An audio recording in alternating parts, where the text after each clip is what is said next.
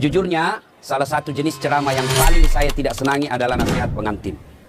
Saya paling tidak senang diundang ceramah nasihat perkawinan. Kenapa? Setiap saya melihat pengantin baru, rasanya saya mau pengantin lagi.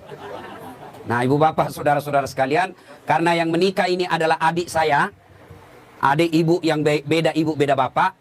Andai saja saya tidak bersaudara hanya karena tidak dilahirkan oleh perut yang sama, tapi dalam prinsip-prinsip kehidupan persaudaraan, rasanya saya adik saya. Makanya saya datang di tempat ini. Pun bapak ibu kalau melihat ceramah-ceramah saya di YouTube, itulah karyanya si Ali. Di sini dipanggil rupanya VJ. Saya panggilnya Ali. Ya, ibu bapak, saudara-saudara sekalian. Kesempatan ini saya ingin sampaikan beberapa nasihat. Bukan nasihat ustadz, tapi nasihat agama. Yang pertama, kedua mempelai. Nikah, luruskan niat. Umumnya anak muda menikah dia bayangkan tempat tidur. Kalau tempat tidur kau bayangkan untuk menikah, maka siap-siap kau kecewa. Kenapa? Nikmatnya itu hanya sementara. Begitu sebentarnya yang namanya tempat tidur, maka disebut bulan madu. Tidak dikatakan tahun madu. Karena sebentar saja. Maka Nabi katakan nikahilah seseorang karena 4 hal. Yang pertama, nikahi kalau dia laki-laki, Ali, nikahi dia karena kecantikannya. Ini penting cantik. Kenapa? Hampir 24 jam di depan kita. Baru bangun dia. Mau tidur dia lagi di depan kita. Mau makan ada lagi nih di depan kita. Pulang kantor dia lagi. Jadi kalau jelek, cepat kita bosan. Maka penting itu cantik. Ternyata cantik tidak boleh menjadi ukuran utama. Kenapa? Cantik ada batasnya. Bahkan zaman digitalisasi sekarang ini bisa jadi cantik di YouTube, cantik di Instagram, cantik di Facebook, ternyata aslinya hancur. Kenapa? Ada kamera 360. Putih mukanya, hitam lehernya. Cantik memang dia kalau di Facebook, tapi ketika diketemu aslinya jelek. Maka kecantikan ada batasnya. Okelah original kecantikannya. Sweet 17 kau cantik, 20 tahun kau cantik, 17 tahun kau cantik, tapi balik itu angka 17. 71 masih cantik, enggak lagi. Biar kau pakai dandanan apa kalau sudah keriput hancur itu cantiknya. Ya, yang kedua kata Nabi, nikahilah dia karena keturunannya. Wajib kita lihat keturunannya, tapi ternyata tidak boleh jadi prioritas. Kenapa? Ada orang bapaknya Nabi, anaknya pengkhianat. Anaknya Nabi Nuh. Ada orang bapaknya pengkhianat, anaknya jadi Nabi Ibrahim alaihissalam. Boleh melihat keturunannya, tapi tidak boleh menjadi prioritas. Kenapa? Karena ada orang bapaknya ulama, anaknya jadi penipu. Yang ketiga kata Nabi, nikahilah seseorang karena kekayaannya. Penting ini kekayaan. Itulah orang Bugis katakan, komelo komak bene, mita ko ierong kayu mau decengi. Kalau kau mau menikah, lihat kamu apa yang kamu bisa hidup di situ. Tapi ternyata tidak boleh jadi prioritas. Kenapa? Harga diri seorang laki-laki, jangan kau gantungkan hidupmu sama mertuamu. Insyaallah kalau orang Bugis tidak.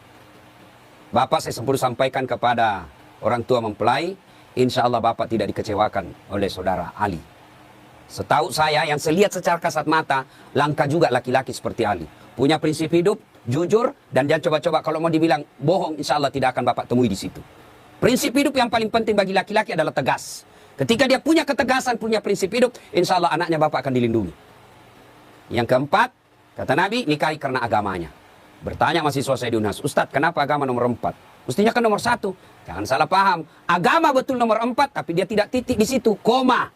Utamakan agamanya, karena dengan agama kau dapat semuanya. Mendapat perempuan yang cantik, keturunan baik-baik, anak orang kaya, penghafal Quran, rasanya kalau ada 100 cewek, belum tentu ada 1. Ada yang cantik mukanya, hancur akhlaknya. Ada yang akhlaknya baik, mukanya kesurupan. Jadi untuk cari sempurna ini sangat jarang. Kalau ada perempuan di rumah ini, ya sudahlah cantik, anak orang kaya, keturunan baik-baik, hafal Quran. Kalau ada, tunjukkan saya juga masih mau. Iya kan? Sangat susah. Maka Nabi katakan, utamakan agamanya. Dengan agama, insya Allah mukanya tidak cantik, tutur kata dan akhlaknya mempercantik itu. Dia tidak kaya, tapi akhlaknya baik. Dengan akhlak baik memperkaya dirinya. Dia tidak terlalu keturunan baik-baik, tapi dia sendiri yang baik agamanya. Maka dia akan memperbaiki keluarganya. Nah ibu bapak, kita kan mau semuanya. Saya pernah rasakan Pak. Saya dulu sebelum menikah 7 tahun saya sengsara cari istri. Saya cari yang tinggi karena saya pendek. Begitu saya dapat cewek cantik, putih, bersih, tinggi. Saya bilang sama teman saya, enaknya jadi istri ini memperbaiki keturunan. Dia dengar rupanya, dia balik sama saya. Ayo kau rusak keturunanku. Saya cari yang tinggi, saya cari yang kerja, saya cari yang cantik, keturunan baik-baik. Tidak dapat. Akhirnya saya luruskan niat saya. Ya Allah, saya cari penghafal Quran. Alhamdulillah saya luruskan niat saya, dapatlah yang baik, penghafal Quran, keturunan baik-baik, cantik juga. Bahkan saya waktu mau menikah, saya tidak pernah melihatnya, tidak pernah tahu, tidak pernah lihat fotonya, hanya sekali saya ketemu ibunya, hari Ahad saya ketemu, Jumat saya pergi melamar. Begitu saya lamar, dia bilang ibunya, Alhamdulillah, memang saya ketika haji umroh, saya nasar siapapun yang lamar anakku kalau baik agamanya, saya terima. Dalam hatiku aman, masuk gigi 1. Aman. Alhamdulillah. Maka adik-adik ini yang masih jomblo-jomblo fisabilillah, kalau kau mau menikah jangan lihat cantiknya, jangan lihat keturunannya baik-baik, jangan lihat itu saja, tapi utamakan agamanya, karena dengan agama kau akan dapat semua-semuanya. Nih ya. Yang kedua, nasihat buat pengantin. Ya, nasihat buat pengantin. Besok-besok kalau kau mau bahagia, rumusnya adalah birrul walidain. Muliakan orang tua. Muliakan orang tua. Maka Dinda Ali, selesai kau nikah ini, nasihati istrimu baik-baik. Saya selesai nikah, saya bilang sama istri saya, boleh kau marah sama saya, boleh kau maki-maki saya, boleh kau hina saya, boleh kau lempar kepalaku, yang penting tidak kena. Satu yang tidak boleh, jangan kau pernah hina orang tuaku. Sampaikan itu. Ya, karena kadangkala ada suami durhaka sama orang tuanya gara-gara istrinya yang tidak bisa menerima takdir orang tuanya. Tuh camkan baik-baik. Tidak ada kebahagiaan dalam rumah tanggamu kalau orang tuamu kau hina. Tidak ada kebahagiaan dan berkah Allah dalam rumah tanggamu kalau orang tuamu kau tidak servis baik-baik. Tidak usah kau cari muka sama wali kota. Tidak usah kau cari muka sama keluargamu yang anggota DPR. Tidak usah kau cari muka sama keluargamu yang pejabat. Kau mau bahagia, muliakan orang tuamu. Maka prakteknya, datang orang tuanya Ali, PJ, maka berikan kalau ada rezeki, si Vina yang datang. Bu, Pak, ini ada duit 50.000. Allah tidak lihat nilainya, Allah tidak lihat banyaknya. Yang Allah lihat adalah niatmu untuk memuliakan orang tua. Orang tuanya Vina yang datang, Ali yang maju. Nah, Bu, ini. Jangan malah sembunyi-sembunyi. Datang orang tuanya Ali kasih mamanya. Ma, ini mak jaga kasih istriku. Sudah salah itu. Ya, maka muliakan orang tuamu. Insya Allah, ridha Allah fi ridal walidain, suktillah fi suktil walidain. Ridanya Allah tergantung ridanya kedua orang tua, murkanya Allah tergantung murkanya kedua orang tua. Ingat, ya. Buat Vina. Mungkin pernah baca kisahnya sahabat Nabi. Pergi suaminya perang. Pergi suaminya perang. Dipesan sama suaminya, jangan pernah kau keluar rumah sebelum saya pulang dari perang. Pergi suaminya. Ternyata orang tuanya sakit. Datang tetangganya. Bu, kau datanglah lihat orang tuamu sakit itu ibumu. Suami saya pergi perang, dipesan tidak boleh pulang, tidak boleh keluar sebelum pulang. Sudah, datang lagi sakaratil maut, datang lagi panggil, Bu, kau pergi lihat orang tuamu sudah sakaratil maut. Suami saya belum pulang. Datang lagi ketika meninggal, kau datanglah terakhir kalinya, ibumu sudah meninggal. Mohon maaf, suami saya belum pulang. Marahlah utusan ini, lapor kepada Nabi. Ya Rasulullah, tetangga saya keterlaluan, mulai sakit sakaratil maut sampai meninggal ibunya, dia tidak datang besuk orang tuanya. Kata Nabi, kurang ajar betul itu anak. Kenapa bisa begitu? Katanya dipesan sama suaminya yang lagi pergi perang, jangan keluar rumah sebelum pulang dari medan perang. Mendengar ini, apakah Nabi marah? Subhanallah, Nabi justru menjelaskan, Alhamdulillah diampuni dosa ibu yang meninggal karena punya anak yang taat terhadap perintah suaminya. Ibu-ibu, prestasi ibu bukan jadi anggota DPR. Prestasi ibu bukan jadi pejabat. Prestasi ibu ada pada suami. Fungsi utama suami bukan cari nafkah. Fungsi utama suami bagi seorang istri mencari ridhanya. Kalau ridhanya suami kau dapat, kau akan gampang masuk pintu surga. Kan perempuan itu gampang sekali masuk surga. 4 saja syaratnya. 1, sholat. 2, puasa Ramadan. 3, jaga harga diri dan keluargamu. 4, patuhi perintah suamimu. Kalau ini 4 kau lakukan, kata Nabi, 7 pintu surga, tadkhulul jannati bisalam. Kau masuk pintu surga dari mana arah saja. Kan banyak orang sukses di kantor, hebat kerjanya, banyak duitnya, tapi nalantarkan kewajiban suaminya kepada suaminya, maka demi Allah, kata Nabi, jangankan masuk surga perempuan seperti itu, baunya surga kau tidak dapat. Maka Devina, mulai hari ini, kewajibanmu memuliakan suamimu. Kemana orang tua? Orang tua ketika sudah bertentangan dengan perintah suami, maka lebih utama mengikuti perintah suami. Kenapa? Karena sudah diserahkan ijab kabul. Bapak tadi lihat itu ijab kabul, namanya penyerahan. Ibaratnya, nah Ali, ini mobil saya kasih kau. Silakan kau pakai sama maumu. Tapi dengan catatan jangan langgar agama. Selama tidak melanggar agama, kau boleh apakan saja di mobil. Besok-besok ternyata mau diambil mobilnya, tidak boleh lagi. Kenapa? Sudah diserahkan. Kecuali si Ali yang kembalikan itu mobil kepada orang tuanya. Nah, itu ya, lebih utama memuliakan suami. Tapi insya Allah tidak akan pernah terjadi misalnya, Vina mau, Kali, saya mau pulang dulu tengok orang tua saya. Tidak mungkin. Tidak usah kau pergi. Tidak mungkin.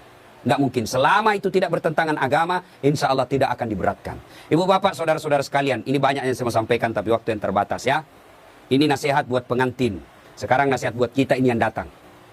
Satu, biasanya kalau ada acara pengantin begini, banyak yang pulang bawa dosa.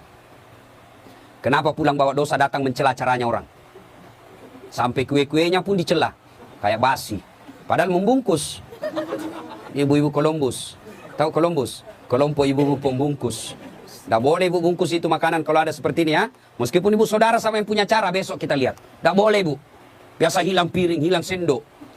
Dia bawa dengan piring-piringnya. Itu haram itu bu. Ibu sama bawa makanan haram ke rumah sama daging babi kau bawa untuk anakmu. Tidak boleh ngambil tanpa izin. Meskipun keluarga kita yang pengantin. Yang kedua, biasanya kalau ada pengantin, banyak yang ibu-ibu tidak sholat.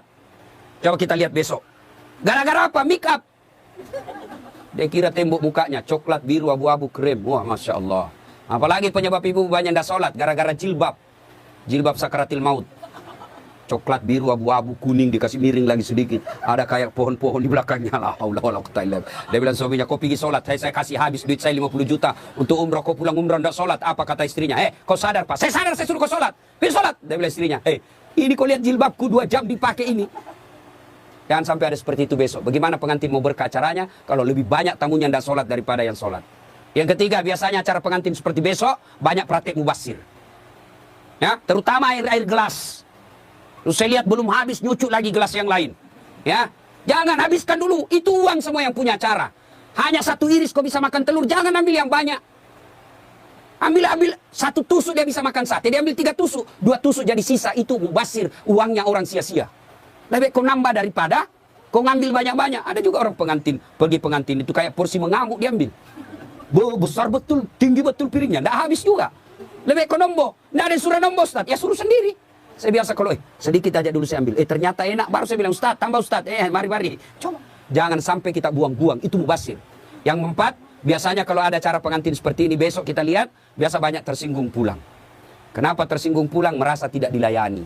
Ya, jauh-jauh saya dari Pekanbaru, habis duit saya pesawat, sampai di sini tidak diurus dengan baik. Tidak mungkin yang punya acara melayani ibu sepenuh hati. Kenapa? Ya jamaahnya banyak, tamunya banyak, jadi kita ngerti aja. Sampai ada yang pulang ngambek, nggak mau lagi saya ke sana. Kenapa? Setengah mati saya jauh-jauh, pakai baju baru, nggak kena syuting. Gara-gara syuting dia ngambek. Ya, ibu bapak, saudara-saudara sekalian. Nah, akhirnya adik Vina dengan PJ, kamu akan mengalami nanti geger budaya. Ya, persentuhan budaya yang berat. Itu pasti ada konflik, pasti. Ya, kalau tadi selama kau pacaran semua yang enak-enak. Ngomongnya iya kak, iya Dinda, hati-hati ada batu. Itu waktu pacaran. Salam sayang selalu, itu waktu digoda. Tiap malam video call, ya sayangku. Sudah ada anakmu 2 mulai aslinya keluar. Jatuh istrinya, di mana kau simpan matamu dong? Itu kalau mulai asli. Budaya ini akan ikut menentukan. Saya lihat tadi, kalau budaya tadi apa itu berbalas pantun. Saya bilang kalau di Sulawesi tidak jadi pengantin kalau begini. Tidak ada yang bisa balas pantun. Ternyata ya inilah budaya. Maka kuncinya adalah sabar. Ya, ketika terjadi konflik dalam rumah tangga, 2 rumusnya. Ibu-ibu dengar ini. Ya, ini pengantin baru juga kita semuanya. Ada yang baru 10 tahun, ada baru 2 anaknya. Pengantin baru juga namanya ya. Ketika ada masalah, ini kesalahan kita ibu-ibu banyak apa? Ada masalahnya curhatnya di Facebook. Ada masalahnya curhatnya di WhatsApp. Dia berdoa tapi di medsos. Ya Allah lindungi suamiku.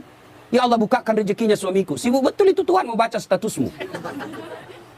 Ketika ada masalah kata Allah dalam Al-Quran, ada masalahmu, suamimu nakal, suamimu selingkuh. Tidak usah curhat sama orang lain. Ini ibu-ibu gampang betul ya curhat sama tetangganya. Ngapain kau cerita masalah rumah tanggamu ke tetangga? Besok-besok ada Vina bertengkar sama suami, jangan terlalu cepat cerita sama orang tua. Langsung kau curhat sama orang tuamu, kau telepon menangis-nangis. Besok 2 minggu kemudian akrab lagi. Apalagi kau sudah ungkap semua kejelekan suamimu. Tidak usah. Ada masalahmu, kata Allah, ista'inu bisabri wassalah. Sabar, perbaiki solatmu, saya yang selesaikan masalahmu. Bagaimana itu sabar? Aplikasinya. Alladzi idza asabatu musibah qalu inna lillahi wa inna ilaihi rajiun. Saya tidak sangka istriku begini. Saya tidak sangka suamiku begini. Saya tidak sangka mertuaku begini. Tapi itulah jodohmu. Maka lebih kau ucapkan inna lillahi wa inna ilaihi rajiun. Banyak rumah tangga yang akhirnya hancur gara-gara terlalu cepat curhat sama orang lain. Curhatnya lebih parah di medsos. 500 temanmu di medsos. 500 yang tahu rahasia keluargamu. Nggak usah kau cerita sama orang lain. Nggak mungkin dia cerita saya Ustaz. Dia masih sepupu saya. siapa yang menghalangi Nabi dakwah awal-awalnya? Abu Sufyan. Siapa itu Abu Sufyan? Sepupu satu kalinya Nabi. Tidak mungkinlah dia cerita saya, Ustaz. Dia masih saudara saya. Siapa yang dorong Nabi Yusuf masuk ke sumur? Saudaranya. Tidak mungkinlah dia begitu. Dia makcik saya, dia pacik saya, saudara bapak saya. Siapa? Abu Lahab. Saudaranya bapaknya Nabi. Jadi barangkali ketika kondisi normal rumah tanggamu, tidak ada yang sentimen. Tapi ketika kondisinya lain dari yang biasa, dia lihat rumah tanggamu bahagia. Dia lihat rumah tanggamu kaya. Dia miskin saudaramu. Saudara sekandung. Belum tentu dia baik. Ada namanya dengki. Ini setan masuk. Dia hasutlah kau. Ketika situasinya lagi labil emosimu, kau tidak stabil marahmu, datang saudaramu belum tentu niatnya baik. Dia mau sama nasibnya sama kamu. Susah juga rumah tanggamu, maka dia hasut kau yang tidak benar. Maka ada masalahmu jangan curhat sama manusia. Tidak usah. Lebih baik curhat kepada Allah. Bangun sholat tengah malam. Ngadu kepada Allah. Termasuk ibu-ibu nih. Yang sudah mulai tua muka-muka sakaratil maut. Suami mulai lain-lain. Tidak usah kau curhat sama orang lain. Curhat kepada Allah. Ya Allah, Engkau yang memelihara suami saya. Ya Allah, lindungi suami saya. Ya Allah, bahagiakan rumah tangga saya. Allah sudah janji. Ud'uni astajib lakum. Minta kau sama saya. Pasti saya kasih. Itu janji Allah. Ya, maka ibu-ibu, saya yakin di sini semua punya rumah mata. Adakah rumah tangga yang tidak ada masalahnya? Kira-kira ada rumah tangga yang tidak ada masalahnya? Tidak mungkin. Jangankan manusia biasa, Nabi saja ada masalahnya. Dalam rumah tangga, dalam struktur keluarga, Nabi diusir. Diusir dari Makkah kan, hijrah ke Madinah. Siapa yang usir? Bukan orang lain. Siapa? Pamannya sendiri. Dalam ekonomi, apa Nabi kaya? Tidak, Khadijah tadinya kaya, miskin setelah bersuamikan Rasulullah. Sampai dijelaskan pernah 3 hari 3 malam tidak makan. Itu Nabi. Dalam kesetiaan rumah tangga, Nabi pernah diuji dengan kesabarannya. Dengan cara apa? Aisyah difitnah selingkuh. Itu Nabi, apalagi kita. Ada yang bilang sama Ustaz, hebat betul rumah tangganya. Kenapa? Bahagianya rumah tangganya. Kenapa kau tahu? Itu foto-fotonya di Facebook, romantisnya. Ya itu foto di Facebook berapa menit kita bisa bikin. Bodoh itu namanya kalau bertengkar dia share di Facebook. Beleng-beleng namanya itu. Tak mungkin lah, semua yang baik-baik. Maka, begitu ada masalah, ista'inu bisabri wassalah. Sabar saja. Yang kedua, perbaiki sholat. Nah, ini sholat yang jadi masalah. Ya, apalagi kalau pengantin baru. Subuh terutama. Allah kasih toleransi. Tapi sekarang sudah modern, Pak. Ada air hangat, ada air... sudah. Tidak seperti pengantin baru dulu kan. Rumah tidak ada kamarnya. Tamu 1 minggu baru pulang. Bingung kita, Pak. Mau cari kamar tidak ada. Malu-malu lagi. Kamar mandinya dibawa pula. Mau mandi dilihat jauh orang basah kepala, tidak enak. Sekarang aman, 1 kamar sudah ada kamar mandinya di dalam. Pun kalau kenapa malu, kenapa mesti malu? Ini sudah halal. Ya, nah ibu bapak saudara-saudara sekalian, banyak yang ingin saya sampaikan tapi waktu yang terbatas. Ada yang saya lupa satu lagi. Adinda Ali, besok-besok kalau marah jangan gampang bilang talak. Ini dengar semua laki-laki. Ya, marah jangan gampang bilang talak. Misal kau bertengkar langsung kau bilang saya talak kamu, jatuh talak 1.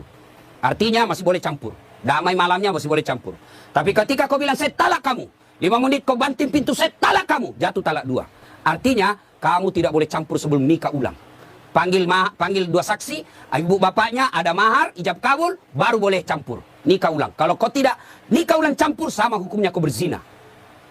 Bagaimana kalau dia saya talak kamu? 5 menit kau saya talak betul kau. Keluar dari rumahnya dia banting pintu, saya talak kau cilaka. Jatuh talak 3. Artinya apa? Harus cerai dulu baik-baik. Lalu dia nikah dengan laki, dia menunggu 3 bulan, lalu menikah dengan laki-laki lain. Ternyata tidak cocok, dia cerai dengan laki-laki tersebut, kau harus menunggu lagi 3 kali haid, baru kau nikah kembali. Hati-hati bilang talak. Bagaimana kalau perempuan bilang talak? Talaka, talaka, talaka, talaka, talaka, talaka. Biar sampai di atas pantatnya. Kenapa? Kenapa talak ada pada laki-laki, bukan sama perempuan, ya? Maka bapak ibu yang gampang-gampang, ibu bapak-bapak yang gampang marah, jangan kau gampang bilang talak. Marah bagaimanapun jangan bilang talak. Kalau dibilang istrimu antar, kasih kembali saya ke rumahku. Oke, saya kembalikan kau ke rumahmu, saya ikut ke mertuaku. Anda jangan masalah seperti itu, ya. Besok-besok Ali cari harta, jangan menghalalkan segala cara. Tapi insya Allah, saya tahu betul ini PJ atau Ali sangat disiplin dalam soal halal atau haram. Insya Allah. Demikian, mudah-mudahan ada manfaat. Sebelum kita akhiri, mari kita kirimkan suratul Fatihah kepada Rasulullah Muhammad SAW. Khasiat dan keutamannya kita ikhlaskan untuk kedua mempelai. Mudah-mudahan menjadi keluarga sakinah mawaddah warahmah, diperkumpulkan bukan cuma di dunia, tapi insya Allah sampai di akhirat kelak. Ila hadatin Nabi Mustafa Muhammad SAW. Al-Fatihah.